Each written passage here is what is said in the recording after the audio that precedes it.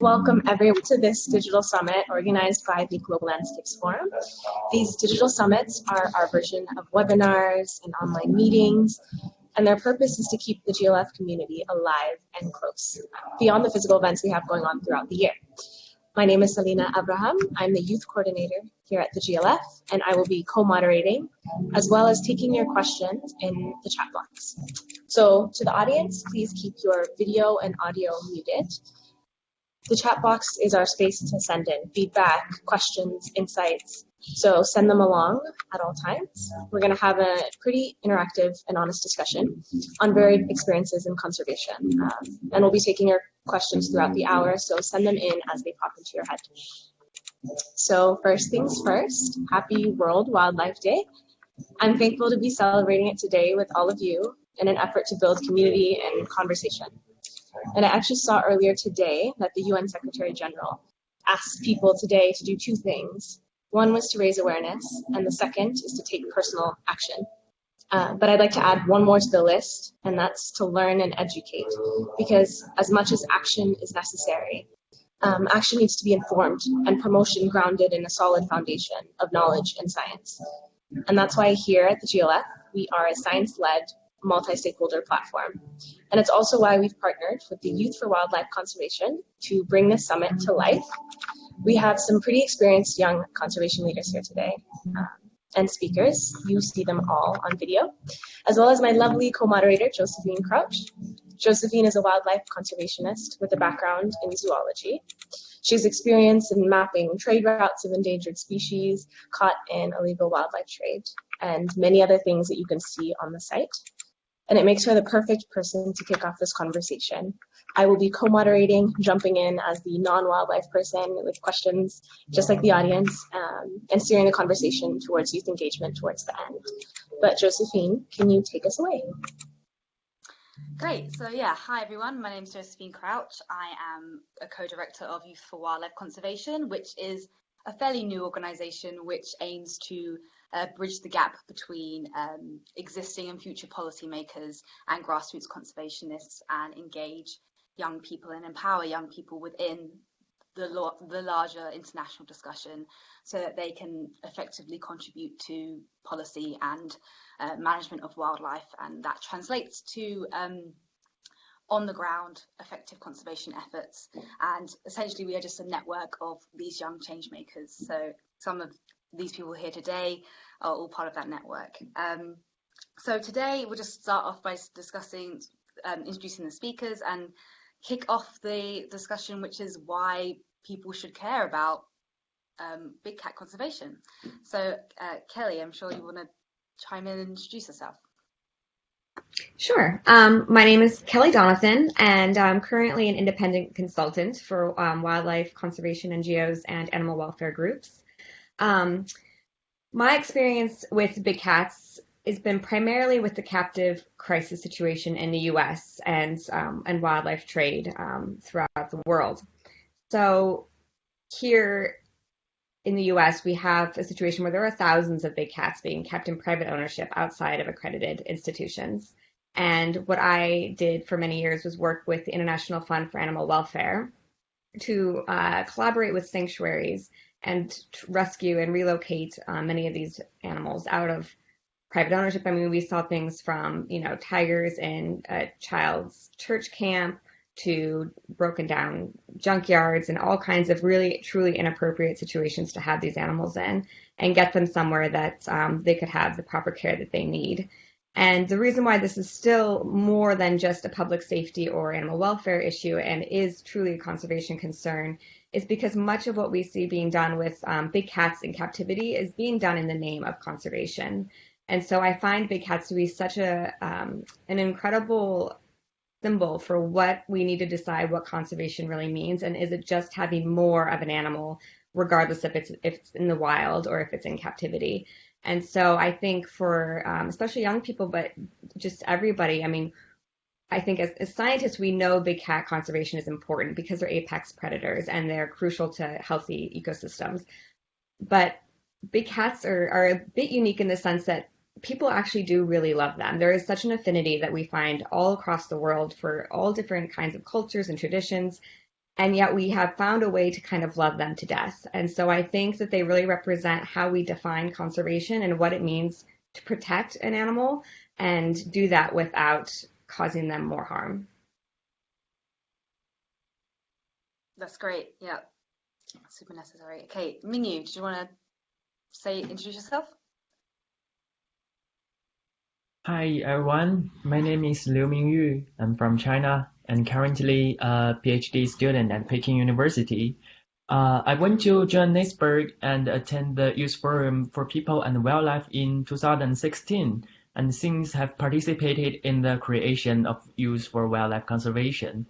I do research and conservation work on snow leopards in the Tibetan Plateau, China, and I really enjoy the research. I think that big cats are keystone species and top predators which maintain the health of the whole local ecosystems. Therefore, youth must be involved in the conservation field since we are the core strengths of future conservation works. Yeah. Thanks. And yeah, snow leopards are an interesting one, seeing as they've just been uplisted on the IUCN list. So yeah, some real good conservation coming from snow leopards. Okay, Kate, you're up. Hi everyone, I'm Kate Benelli, and I've worked on several big cat projects throughout the world, but mainly I've worked on cheetah conservation in Africa, in Namibia specifically. My feelings on why big cats are important in the scheme of things, obviously people love them, like Kelly said. We really have an affinity with big cats because they're charismatic and they're powerful and they're beautiful. And seeing one in the wild is unbelievable. But I think more importantly, especially coming from a place that's associated or working in a place that's associated with vast landscapes, big cats are a representation of wild places, especially because they're top predators and they're dependent on functioning ecosystems and landscapes. And if they disappear, the functioning of the ecosystem stops, and it does affect humans directly as well. So I think especially when it comes to youth, we're the ones that could potentially see big cats disappear, and so that's also in our hands to make sure that they don't. I think that's great. Very good, nice. And lastly, Sokam, you want to chime in what you're up to and your background with big cats? Yeah, hi, I'm Soham Pattekar. I'm from India and I'm currently pursuing my master's in University of Kent in conservation biology. So I'm largely interested in large carnivore ecology and have worked on like number of big cats mainly in India, like snow leopard, leopard and the tiger. So we should like basically conserve big cats because, as people have already said, they are the apex predator and also ensure the balance in the ecosystem. Other than that, they are also can be considered as an umbrella species, and due to their charisma, they can also be a flagship species. So we can use that to conserve the entire habitat or the entire ecosystem and the other animals which come into that umbrella. Thanks. Yeah, lots of intrinsic and ecological reasons why to protect big cats. And they do face a lot of threats and a lot of issues to dealing with their conservation. And one of those is human big cat conflict, which can happen across the world with different species of big cats. But I'm not sure if Kate or Ming, you want to discuss this and how we can, what are the drivers of big cat human conflict and how these kind of issues arise? Yeah, what are the threats to both big cats and the local communities? I'm sure you've had experience in that. So either one of you, whoever wants to talk first. Okay, I'll go. I'll talk a little bit about cheetahs in Namibia. So one of the main drivers for human-wildlife conflict in Namibia is livestock depredation. So a lot of times cheetahs will take small stock like goats and sheep from farmers, and farmers will retaliate because that's their entire livelihood. And a main thing that's driving this is competition for resources in terms of livestock and prey species. And so Namibia is struggling with invasive, or it's not invasive, it's encroachment of acacia bush due to changing climate. So as it warms up in Namibia, this bush is thriving and it's really inhibiting the ability of prey species for the cheetah as well as people's livestock to graze naturally on the landscape. And it also inhibits the ability of predators to hunt. So oftentimes, especially as this progresses, cheetahs tend to go for the easier option, which would be livestock. And the organization I worked with, the Cheetah Conservation Fund, has an innovative program, Livestock Guardian Dog project, where they breed Anatolian shepherds in Namibia, and then they distribute them out to farmers. And these dogs are extremely loyal, and they'll stay close with the livestock when they go out into the bush. They're very large dogs. They have an intimidating bark, and often they will keep species like cheetahs away because cheetahs are more skittish in terms of the big cats. So it's a solution that's working pretty well in that area. And Mingyu, it's a little bit different with snow leopards in where you've worked. Do you want to discuss a little bit about the human conflict that arose with snow leopards there? Okay. First, I would like to share with you some indirect human impacts on snow leopard and then human conflict, maybe. Yeah. The indirect human impact is a new threat to snow leopards today. This threat is from stray Tibetan Mastiff, which is a breed of gigantic dog. Due to the collapse of the Tibetan Mastiff market around 2012, thousands of Mastiffs were abandoned, potentially competing with native carnivores. So I do social research like questionnaires to know their influence on local ecosystem from local herders, and ecological research through camera traps, collars, scat sample analysis to understand their spatial, temporal, and food resources competition with snow leopards, and figure out solutions to solve this problem. After that, we also did snow leopard insurance to mitigate the retaliatory killing from human carnivore conflicts, because as the prey population is reducing each year, there is not much wild prey for snow leopard to prey on, so they just prey on livestock. Local people raise yaks. Yeah. So if the snow leopard kill the yaks, local people would kill snow leopard. That's why we do the insurance. Yeah, so it's really for both those kind of case studies, it's lack of access to prey and maybe easier prey with livestock, and death on maybe both sides when it comes to conflict. So it's pretty tricky situations. But Soham, so I know you worked with a little bit of leopards in India. How do you know that there's a problem in the first place? How do you know that like this conflict is happening or arising? What are the kind of the methods that you use as a scientist or a conservation scientist to analyze this and assess this? So I worked on human leopard conflict in Himachal Pradesh in India under Dr. Vidya Atreya, who is one of the expertise in human leopard conflicts in India.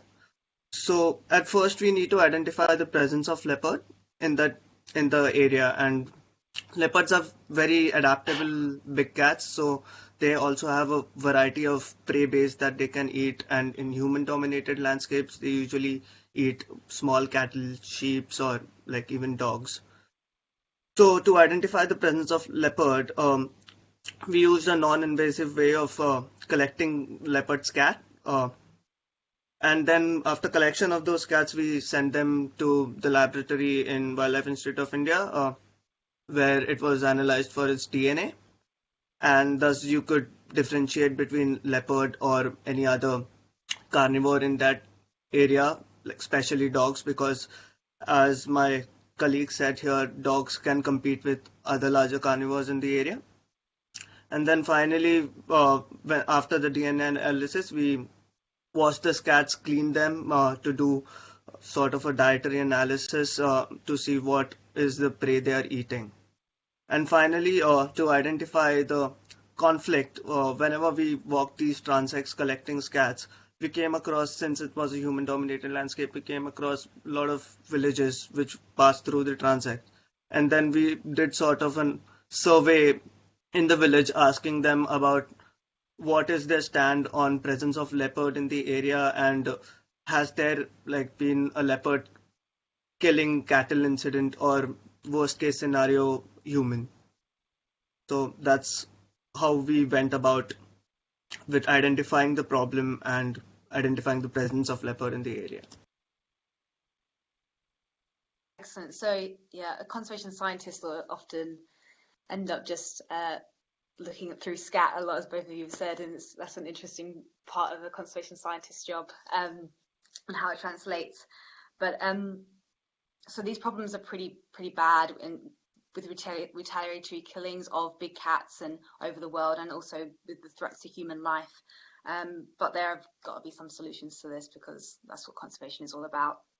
So Mingyu and Kate, I'm sure you have some projects that you've worked on where they've had some innovative solutions. Can you tell me a bit about why that is, and how you've been both involving the local community within your work, and how that helps the situation there? Okay, the project is simple. We do the monitoring of snow leopard through camera traps in order to learn about the density, home range, and the activity patterns of this big cat. At first, local people did not believe us. They thought we were poachers, and some even stole our cameras. However, when we showed the picture of beautiful snow leopards to them, they finally started to listen our explanation. Some young people started to join us since they think we are doing cool things, and they can post the pictures on their social media accounts. Yeah, and as time went by, more and more people began to believe us and join our efforts. The knowledge of local communities is crucial since they live there every day, and ultimately they know much more than us. Some of them even know hosts of snow leopards. With their help, we have got much more valuable research data on snow leopards. Yeah, that's excellent. I think snow leopards, what you're doing is cool anyway, so getting more people to think that it's cool is even better. And Kate, I know you particularly worked with snow leopards as well. So again, any experiences there, like engaging the local communities, and how that's benefited research and developing those relationships as scientists and local community people that have to live with these animals, how that dynamic works? So I did my master's dissertation with the Snow Leopard Conservancy in India, and they have a great program going there called Himalayan Homestays. So it's an ecotourism based intervention. And I looked at villages that had long-term, short-term, and no intervention of this type. And the differences in attitudes with the local people was extremely noticeable. The villages that had long-term Himalayan homestays, and this means when tourists come to the area, they can actually go and stay in people's homes. The income goes directly to these people, and the area is really highly rated for snow leopard sightings. So a lot of people will come from all over the world to photograph snow leopards, especially in Hemis National Park is the big site to go. So the villages that had this income and had this interaction with foreign tourists who were really interested in the snow leopard tended to have a much more positive attitude towards the conservation efforts that the Conservancy was putting on, as well as just wildlife in general. I got a lot of great feedback about the beauty of the wildlife and the value that it brings to the community. And the difference was extremely noticeable. It's a really great program, so check it out.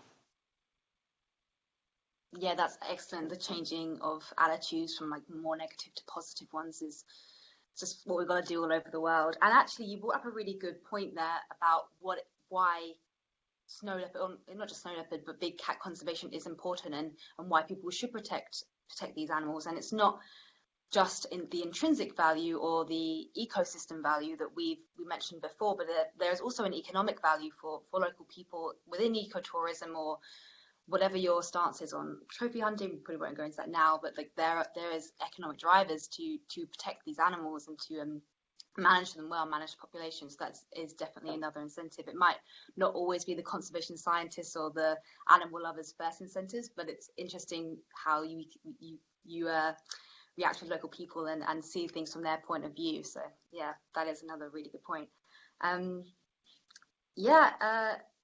But it's not all about conservation science all the time. There are lots of different ways where conservation and engagement with the local community happens. And Soham, I know you've worked on a project dealing with art. So I don't know if you want to tell us a little bit more about that, how that's a little bit of a different flair there. Yeah, so I would like to give a little background on the project. So this was again with Dr. Vidyatreya. And so this was in a different part of India, which is in Maharashtra. And the major habitat in that region is basically sugarcane plantation. People plant sugarcane throughout the year and earn living of it due to the sugar factories nearby. So these leopards have found their home in these sugarcane fields, and when sugarcane grows pretty high, it is almost impossible to go inside and plant camera traps and like get an actual density or like an estimation of density of the leopards in there. So most of the attacks which happen on human or livestock is majorly due to negligence, especially when kids go out at night without an adult supervision. Leopard can think that it's a prey and sadly can pick it up. So here, since it was difficult to do an ecological side, the project basically used art to educate children about how to behave around when there is a leopard in the vicinity. So basically, when we go around, we in a different part, we as a scientist are an external to the community.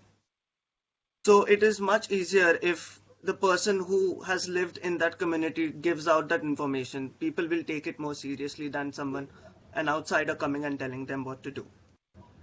So, and the best way to go about it was by educating school children, and then they go tell to their families that this is how you should behave when you're going in your fields, because there might be a leopard nearby. What to do if you see a leopard? And the best way to do is by using art. So that was a wonderful project I got the privilege to work on, where I actually got to interact with the community and understand their stand on the presence of leopard in nearby. It was so that like some of the families were like, you wait here till like 7 o'clock and I can definitely show you a leopard will pass by right in front of a house. As I said, it's a very adaptable cat, and its adaptability is in its habitat and its prey. So this is like a fine example of where people are living with leopards in their vicinity without any much of a issue. Wow, yeah. I mean, I can imagine that on your doorstep, but that's a really good project. Something different, maybe, that people wouldn't necessarily know how to engage with. Selena, did you want to take over from here and say anything there? Yeah, no, so I'm loving this conversation, learning a lot. And what I find quite interesting actually is in many complex global issues, you find that there's this context specificity to solutions and problems, but I'm hearing a general consensus around a driver. So I'm just wondering, are these drivers pretty universal globally, or do you find that it varies from region to region, or is it really just a livestock and predator type of problem that we're seeing here?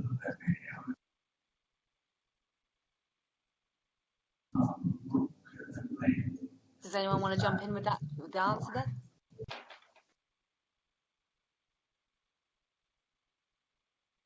No. Well, I'm sure it is that is the case with lack of prey and lack of food and resources, but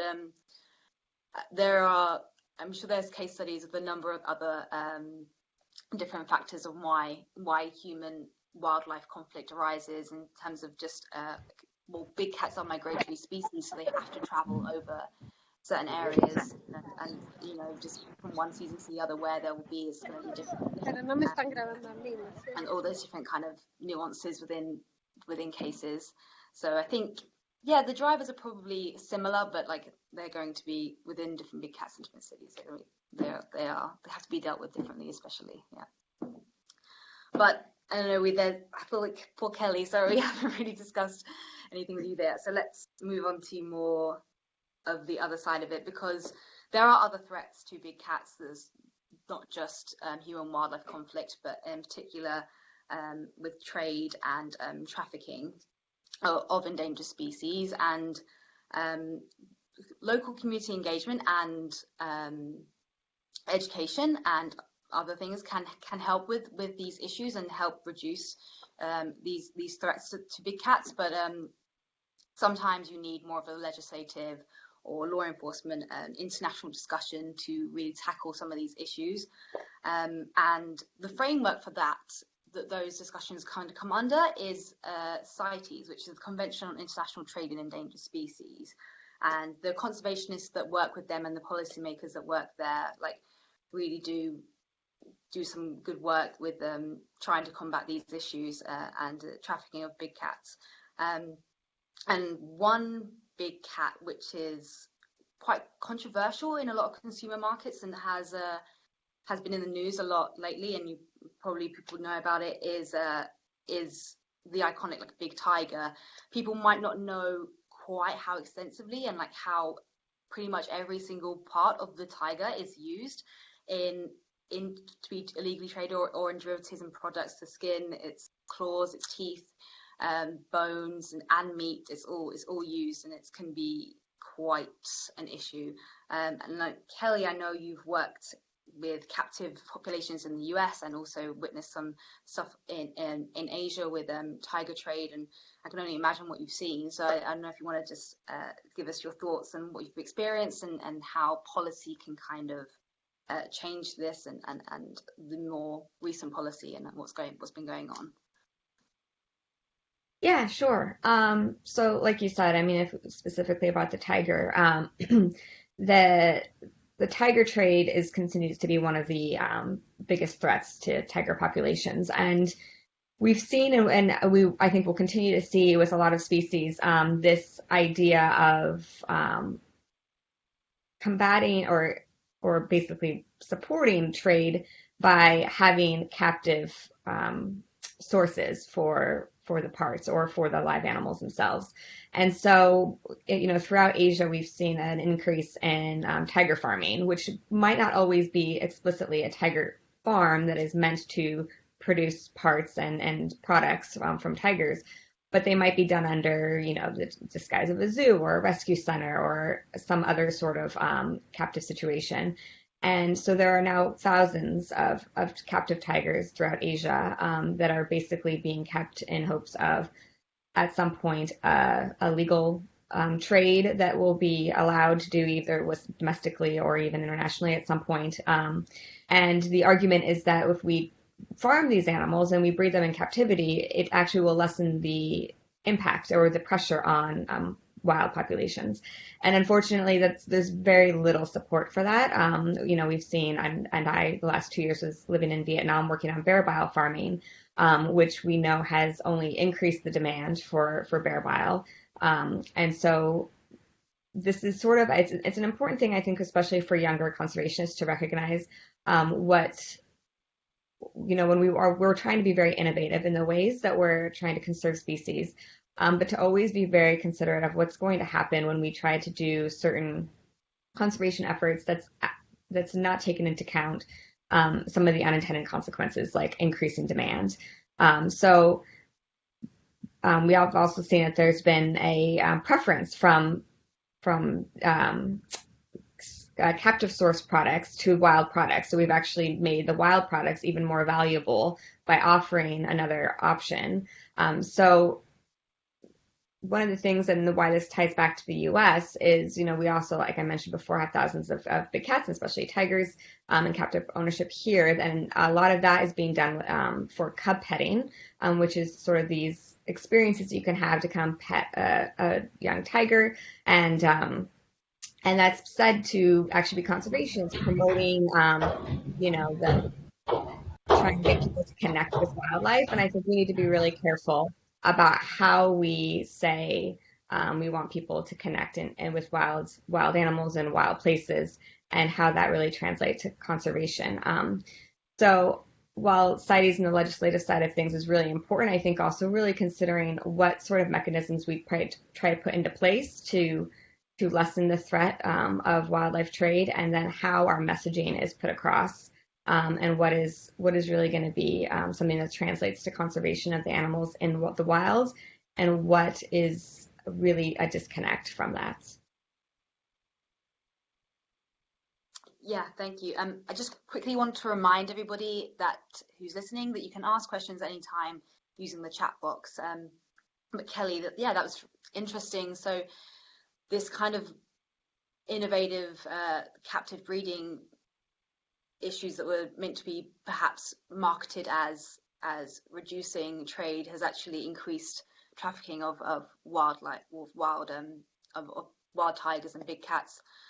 So a bit of what can be passed off as conservation might not necessarily be good conservation in the long run. So there are a lot of nuances and a lot of research that needs to be done on those things for sure. We did get some questions from some people already, and we have one going a little bit back about snow leopards and human conflict with livestock. Do you guys know of any practical methods that are practical practices that are happening right now which are reducing that conflict between leopards or snow leopards and livestock? Any kind of active things happening? Do you know of? Okay, as I just said, we have done the insurance, which is really successful with the help of local government. And we also tried other methods, like we find alternative living ways for local herders. In the old times, they only raise yaks, sheep, or other livestock. But now, if they join our conservation works, we may give them some amount of salary that the money from livestock isn't that important to them right now. So they will pay less attention on the loss of livestock.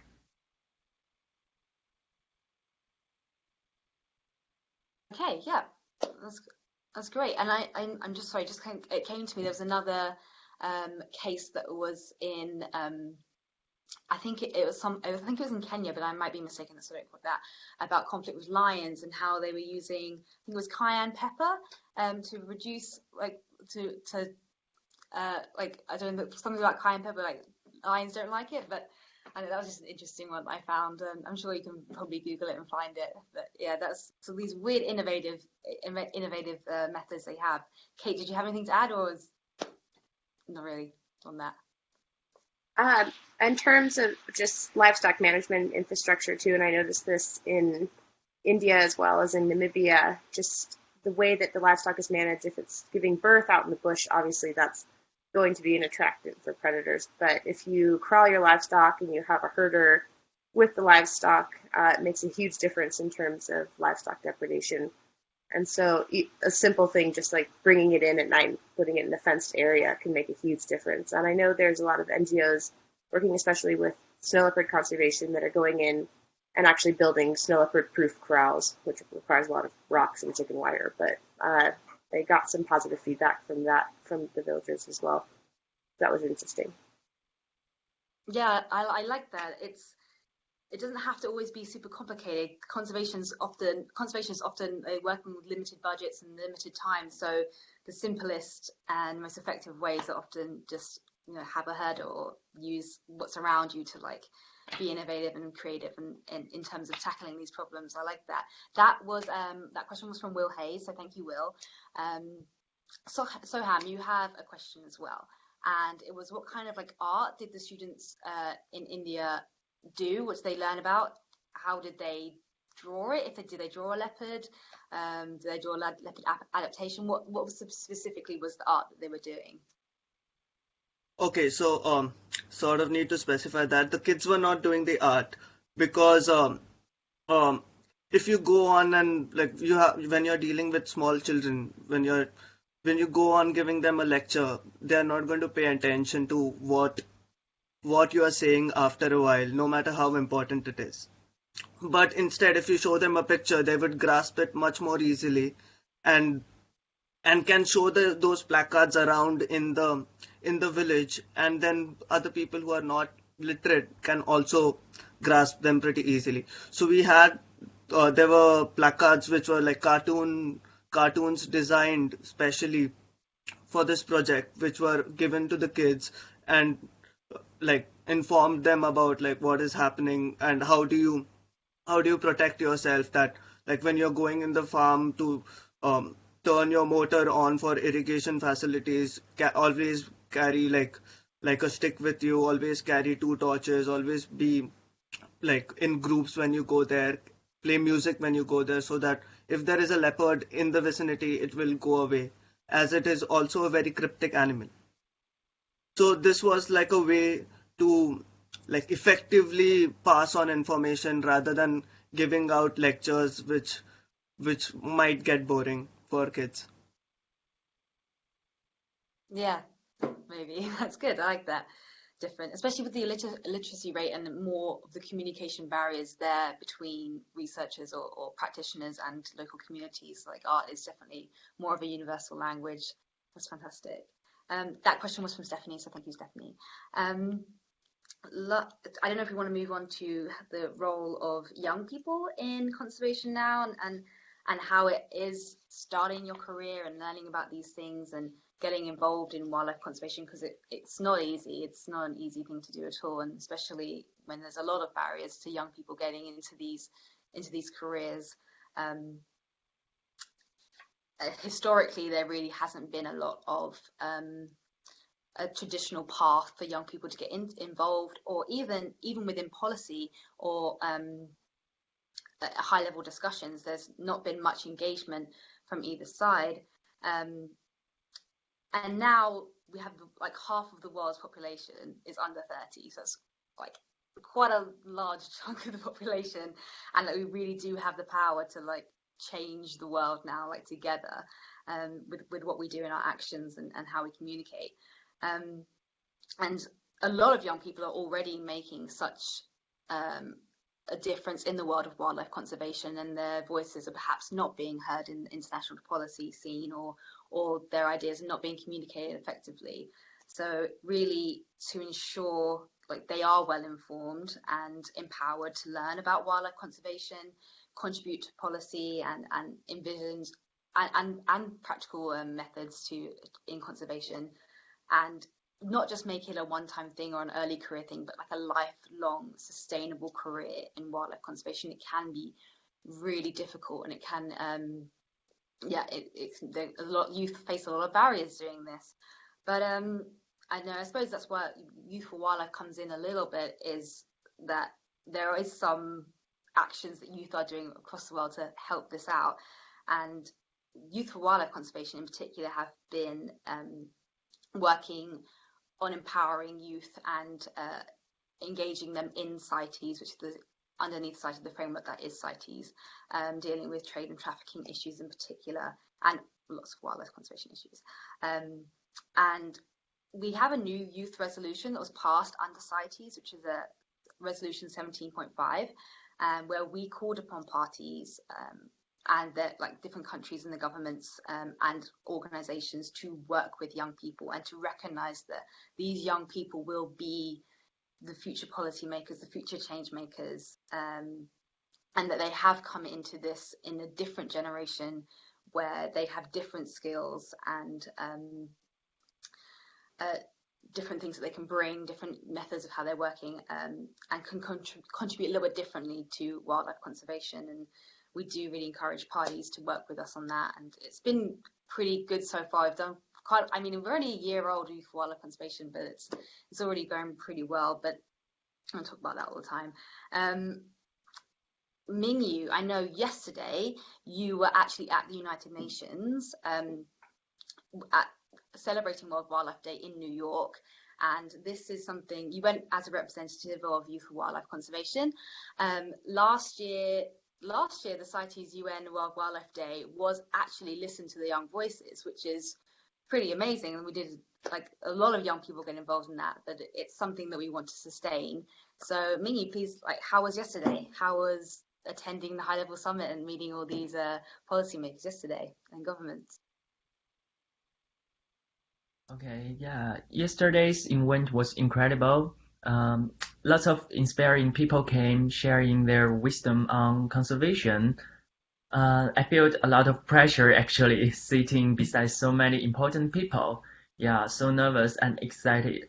And I know my Apple Watch has a new function now. It informed me that my pulse exceeds 120 for more than 10 minutes without exercise. My hand was shaking until halfway through my speech. Yeah. Although this event was lasts only for one day, the wisdom shared and opportunities it sparked last much longer. Such activities are important, I think, especially for youth, since we meet many respected and knowledgeable people that can help and cooperate with us in the future. Excellent. I'm sorry you were so nervous, but you did a really great job, so it was good. Selena, did you have actually, no, we have a quick question. We have a quick question from Caitlin, which is, do you all think that there are any other challenges or opportunities in educating particularly urban youth on big cat conservation? Maybe we can, if anybody doesn't have an answer for that now, we can think about it in a minute. And Selena, did you want to take over from here? Yeah, so we're getting some, actually, no, it's okay. You want to answer the question? Yeah. Yeah, sure. Because the thing is about, like, in the urban communities, most of the kids have seen these big cats in zoos or like in wildlife parks. They've never seen that in wild. So that is one of the biggest challenge, because telling something that you're doing something and which is affecting this particular cat in wild, it's very difficult for them to understand because they have never seen it. All they know is that, okay, there is like a tiger or a leopard or snow leopard in the zoo. So that, I feel, is one of the greater challenges. Although there are like National Geographic or like Discovery, all these channels which show these animals in their natural habitat help a lot. But again, it is one of the challenges.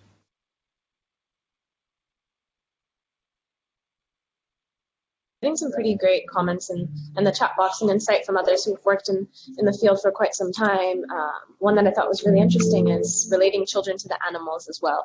So what do we have in common with wildlife? We all need food, water, shelter, space. How do predators raise their young like us? What daily struggles do they face much like us? I think it came from Stephanie and her work with children and wildlife and raising awareness.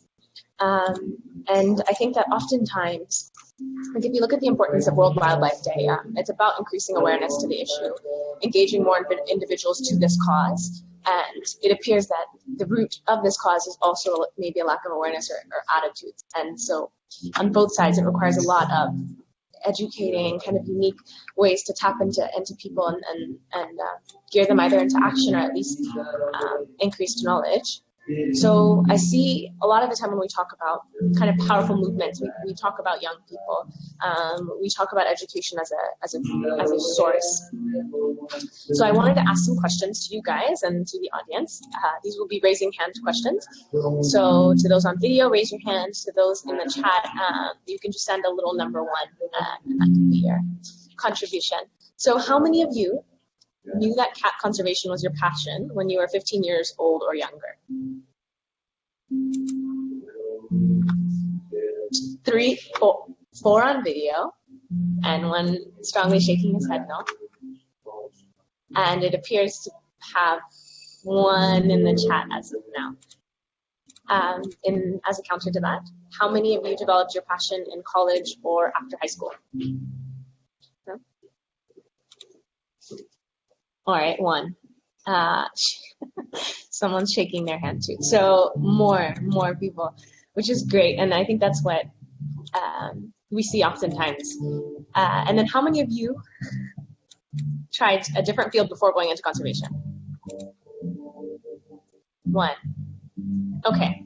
I'm really curious to this point because I think I see this a lot working with forestry and those in land management, in that there are people who find their passion quite early on, and then there's so many others who find their way for different reasons that perhaps are not, hey, I love cats. And so I wanted to have a discussion around how we can engage those who do not have that intrinsic, when they are 15 years old, passion, but how do we get them to build that passion as, you know, even after college, when you've kind of set your heart. So I think one question I do have, and this, which is a bit of a tough question to both the speakers and the participants, how do we create allies from other professionals and young people from different disciplines? For example, I studied forestry and economics, looking a lot into landscape issues. How do we become adequate allies? Because this is all resource management at the end of the day, and a lot of our interventions may have an impact as well. What do you think is the first couple steps, or some creative ways that we can go around doing this? Yeah, Kate, go ahead. So just something I've noticed is, I think especially with our younger generation, there's been an increasing awareness of the connectivity between different fields, looking at like business responsibility, for example, towards the environment, especially with looming climate change as a huge issue that's thrown at us constantly. I think our generation is having to get more creative in terms of how different sectors are getting involved with each other. I don't have any specific examples that I can think of right now, but it's just something I've noticed recently, especially my colleagues in this field, especially people around my age, are engaging in other fields as well. It's not just strictly conservation. It's not just strictly biology or zoology. There's a lot of interest in the business sector and economics and investment and different ways to join all these fields together to create a more successful future. So I think the interest is there. And if we can network between each other and create a platform where we can share that information and share our different skills, I think that could be something that's really useful. So this is a good start to that, I think. Yeah, thank you, Josephine. Yeah, just going off of that, what Kate said, I find a lot of young people or people my age who are interested in wildlife conservation, not just big cat conservation in general, are like, oh, I can't do it though because I didn't study science. Oh, I'm not a biologist, so I can't do it. And conservation is probably one of the most multidisciplinary like industries out there. Like, it needs people from all different types of walk of life, from business, from art, from research, from law, from all these different things, in order to create like a good conservation background. So I think it's just that awareness that it's not just purely people who do science or come from a science background that can engage in wildlife conservation. There's that, and then it's also like knowing that, and then okay, once you know that, where do I find these opportunities? How can I get involved? How do I do it? And I think with social media, there's been a lot more awareness of how people can get involved. But I think there could be so much more work on like targeting these younger people who are interested but aren't necessarily doing it as a career, but want to get involved, want to help out, or want to volunteer in whatever way they can. Targeting those people, I think there could be much better ways to do that. But it's just my 2 cents. All right, wave your hand if you have any more insight as a speaker, but we had some in the chat box. One being wildlife tourism as a great way to find, to make allies for conservation. But it made me think about what maybe wildlife tourism means, and something that one of the speakers touched on in the beginning is what is conservation? Is it having more of an animal? What's the ideal situation of keeping that animal? And so I've seen a lion once, really a cool moment in South Africa at Kruger National Park. Is wildlife tourism seeing it in a national park? Is it going on foot and trying to track down an animal? What is the best way from your eyes to experience kind of a knowledgeable experience with cats, and having that kind of increase your awareness moving forward? I'm assuming it's not the zoo. Whoever wants to take it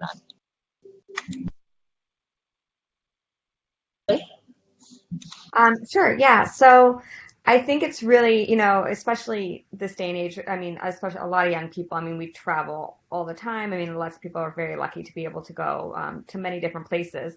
And I think in particular, it's just really important now to really educate yourself on what is responsible tourism when it comes to wildlife. And so when you go to Thailand, for example, really consider whether or not it's in the best interest of the tigers to go into a facility like a tiger temple or where you have the opportunity to get close to a big cat, which is, I mean, it truly is an incredible experience. But, what's the cost of that? And is that really conservation, or is that really just us feeding a need in ourselves to want to be close to an animal? Whether, perhaps a better option would be to go on a safari somewhere, in Kruger or somewhere where you actually can see these animals in their natural settings. And, you might not necessarily get that same hands-on experience, but isn't it more authentic in the sense that you're really seeing animals for what they are rather than chained or drugged in some sort of tourist trap? So I think, especially when it comes to big cats, it's really determining why are the animals there? Are they being exploited? And how does this truly connect back to conservation, and asking those questions? And it's obviously not just big cats, all different types of wildlife. But I think, we need to always just really consider if our actions are responsible, and then trying to also educate others around us who might not be quite as in tune to those nuances, because there are a lot of messages out there from some of these facilities or opportunity places that say this is conservation. And so, it's really easy to kind of believe that, especially when it helps kind of justify your need and desire to go do, something like that. So, really trying to educate people on that, and encourage people to find alternative ways to connect with wildlife that supports conservation.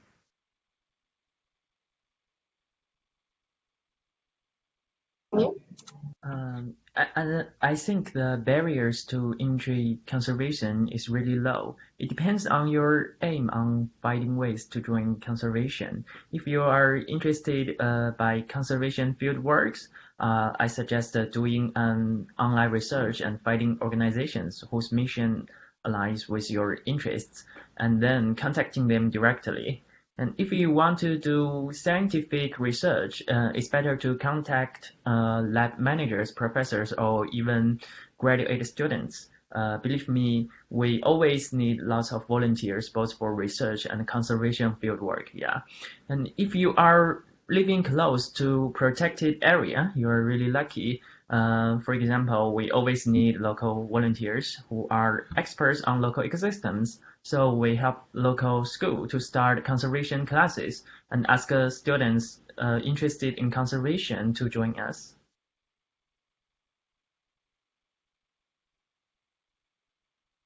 I love the point on responsible tourism as opposed to just simple wildlife tourism, and beginning to understand those nuances. It did make me wonder, is there any type of certification as there is in like forest products in the same way for conservation or tourism that you all know of, or make measures and kind of identify standards for what is conservation? Yeah, go ahead, Kim. Well, not necessarily exactly, but for at least I know for some of the tourism stuff, there are NGOs that have been partnering with groups like TripAdvisor and different tourism industries to try to say what is appropriate wildlife tourism, and so they are trying to help guide people in deciding, what sort of activities are okay to engage in, and what is conservation. So I know that there is a movement kind of going into that to try to help the general public understand what is appropriate and what's not. But in terms of like a certification, not necessarily. Although there are some sanctuary alliances that can help you decide if a place that says they're a wildlife sanctuary, if they are truly acting as a true sanctuary, or if they are also engaged in some sort of other illicit activities. And so one is the Global Federation of Animal Sanctuaries. And not to say that there are sanctuaries that are not within this alliance that are not good sanctuaries, but that's one thing that is coming around. That's trying to help give people an idea of what's a facility that's it's good to go to. Perfect. Okay, I wanted to ask each of the speakers one question and Michael, two of the most important skills you've gained as being from being a young conservationist.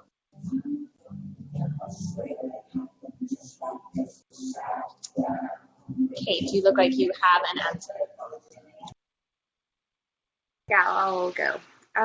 So I think one of the most important skills I've gained through working in this field is being able to network with people across different sectors and within the sector as well. It can be a hard skill, but it also, I think, when you're in conservation, it becomes easier because you're talking to people that are your peers that have the same interests or similar interests. And I think, I'm biased, but personally, I think conservation is one of the most interesting fields out there. So it's great to talk to other people that are involved. And it's also really good to develop your professional career.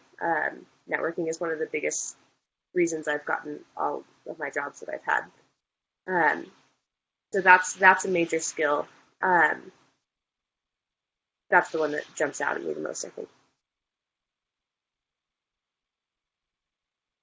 Perfect, thank you. Josephine?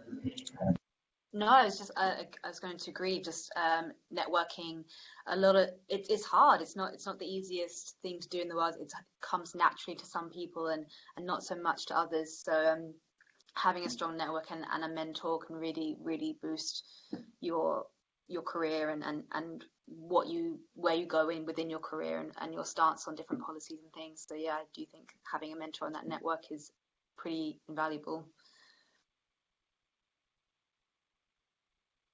Kelly? I think for one of the skills for me has been to really learn to appreciate other cultures and how to work with people from a huge variety of backgrounds. So like Kate was saying, when you're networking and stuff, you'll often find that you're working with people who have a completely different set of beliefs and values and really recognizing those and being able to work collaboratively within that framework. So there's always something to learn from somebody else and another culture. And so for me, it's something that I personally really love doing, but it's also been something that I've definitely had to really learn as a skill as well.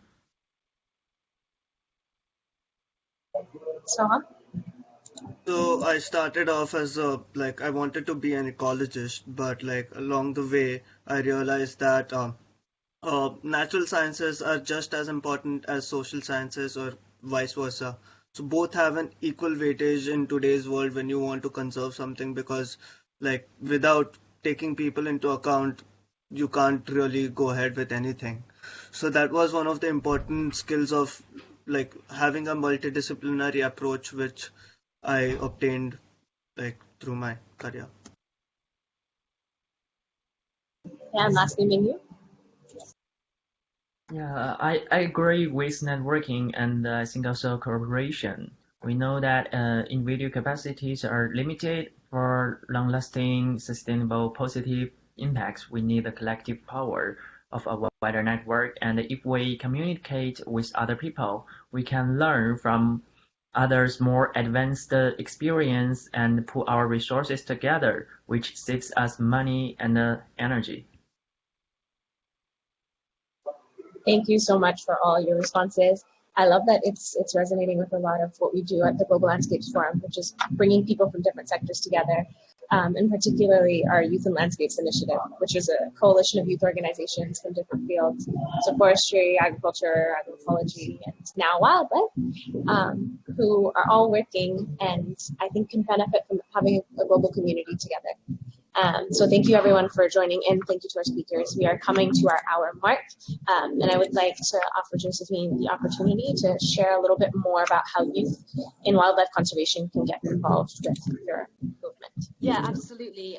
Talking of the power of a network, that is definitely something that we saw was missing in this area, this young conservation area. So we did set up Youth for Wildlife Conservation, and anybody can be a part of that network and join that network. So please do go onto our website and have a look. It's just youthforwildlife.org, and please join up and check out what we have there. And if you do want to see more youth representation within international policy and if you're a young conservationist on the ground in any country and you want to approach your Sightings representatives and say, I want to be more involved, like, please do. And we will encourage you, and Youth Wildlife Conservation partners, we are doing this on an international level, but our network has done this in country in certain countries on their own level. So if you do decide to do that and you want to pursue that, we will support you on that. Just get in touch and yeah, we'll go from there. Perfect. Thank you, Josephine, and thanks everyone for joining our first Digital Summit of 2018. And a huge thanks to our speakers and your help in leading this discussion, and our audience for keeping it going and bringing in the comments substantively that we might have missed. So don't worry if we didn't manage to get to your questions here today. Our speakers will address them in a follow-up Q&A article on the GLF Landscapes News platform. And before you all sign off, I'd like to bring your attention to a few of our upcoming events. The next in our Digital Summit series will be held on the 27th of March, and it's discussing innovative tools and methods to influence behavior change for positive changes in conservation and land use. It will actually be really interesting about organizations doing some great stuff, so I hope to see you all there. And in other news, we've recently announced our next GLF conference, and it will be hosted this year in Washington, D.C. on May 30th and 31st, and it's called The Investment Case. We will be advancing the application of sustainable finance for land management, which we know is a tricky space, but one that's emerging. You can find more links to this in our chat box. And thanks everyone for joining, and see you again next time. I do have one final question I would like us all to answer in the chat box. What is your favorite cat? I'm just curious. Mine is the lion. Happy World Wildlife Day, everyone.